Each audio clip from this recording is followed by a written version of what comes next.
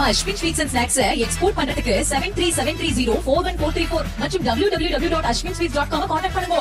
ஜல்லிக்கட்டில் அதிக காளைகளை அடக்கி வெற்றி பெறும் வீரர்களுக்கு அரசு வேலை வழங்க வேண்டும் என வீரர்கள் நீண்ட நாட்களாக கோரிக்கை விடுத்து வந்த நிலையில் அவர்களின் மனதை குளிர வைக்கும் வகையில் தமிழக முதலமைச்சர் மு.க.ஸ்டாலின் 2 முக்கிய அறிவிப்புகளை வெளியிட்டுள்ளார்.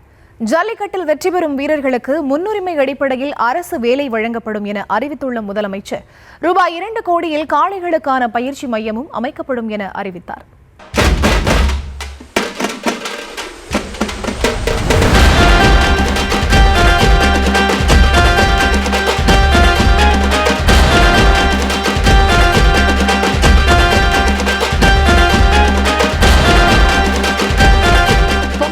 முன்னிட்டு தமிழக பாரம்பரிய விளையாட்டான ஜல்லிக்கட்டு ஆண்டுதோறும் மதுரை அவனியாபுரம், பாலமேடு, அலங்காநல்லூரில் நடந்து வருவது வழக்கம். அப்போது வாடிவாசலில் இருந்து சீறி வரும் காளைகளின் திமிலை பிடித்து அதனை அடக்கி தங்களது வீரத்தை வெளிப்படுத்துவார்கள் வீரர்கள். அந்த வீரர்களில் அதிக காளைகளை அடக்கி முதல் 3 இடங்களை பிடிக்கும் நபர்களுக்கு கார், பைக், டிராக்டர் உள்ளிட்ட பரிசு பொருட்கள் வழங்கப்பட்டு வருகிறது. அப்படி பரிசு பெறும் வீரர்கள் சொன்னதை சொல்லுமாம் கிளிப்பிள்ளை என்பது போல ஆண்டுதோறும் ஆட்சியாளர்களிடம் ஒரே கோரிக்கையை முன்வைத்தனர். அந்த கோரிக்கைதான் அரசு வேலை.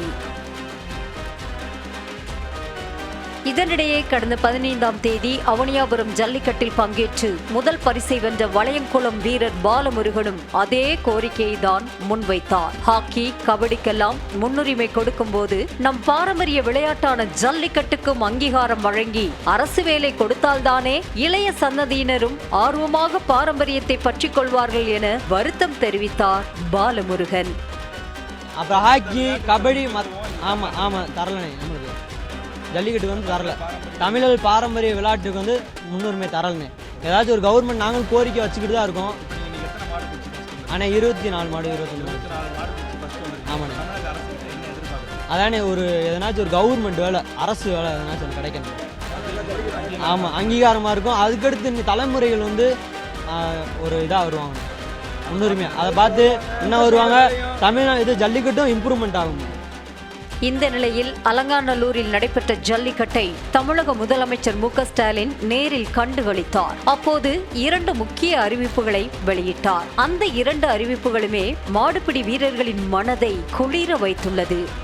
வீரம் விளைந்த மதுரை மண்ணில் நடைபெறும் ஜல்லிக்கட்டை பார்க்க ஒரு முதலமைச்சராக வந்துவிட்டு ஏதாவது அறிவிப்பு வெளியிட்டால்தானே அனைவருக்கும் திருப்தி என கூறிய மு.க.ஸ்டாலின் முதலாவதாக ஜல்லிக்கட்டில் வெற்றி பெறும் வீரர்களுக்கு முன்னுரிமை அடிப்படையில் கால்நடை பராமரிப்பு துறையில் வேலை வழங்கப்படும் எனவும் கூறினார்.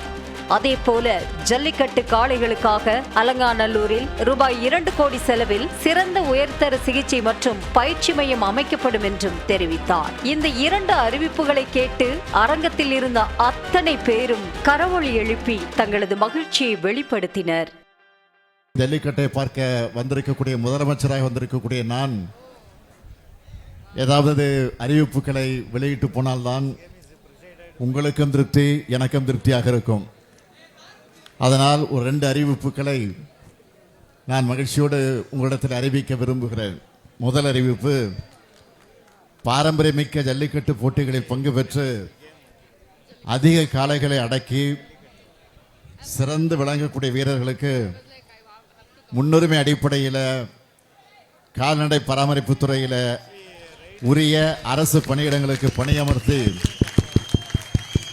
வழிவகை செய்யப்படும் என்பதை மகிழ்ச்சியோடு தெரிவிச்சுக்கிறேன். அடுத்து 2வது அறிவிப்பு, உலக புகழ்பெற்ற தமிழ்நாட்டின் ஜல்லிக்கட்டு காளைகளுக்கான அலங்காநல்லூரில் சிறந்த உயர்தர சிகிச்சை மற்றும் பயிற்சி மையம் 2 கோடி ரூபாய் செலவில் அமைக்கப்படும் என்பதையும் மகிழ்ச்சியோடு தெரிவிச்சிருக்கிறேன். இந்த 2 அறிவிப்பும் உங்களுக்கு மகிழ்ச்சி தானே? ரொம்ப மகிழ்ச்சி சார், ரொம்ப மகிழ்ச்சி. நீங்க தான் சொல்றீங்க.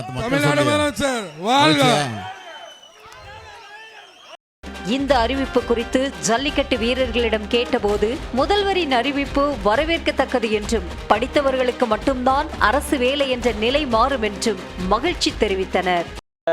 படிக்காதவங்க எல்லாம் அந்த மாதிரியான வேலைகளை வந்துட்டு எதிர்பார்க்க முடியாத விஷயம். இந்த மாதிரி மாடு பிடிக்கிற மூலியம் கிடைக்கிற பெரிய விஷயம். அவங்க வாழ்க்கையிலேயே எதிர்பார்த்திருக்க மாட்டாங்க. படித்தவங்க தான் அந்த வேலைக்கு எழுத முடியும். அந்த மாதிரி இது ரொம்ப வரவேற்கிற விஷயம்.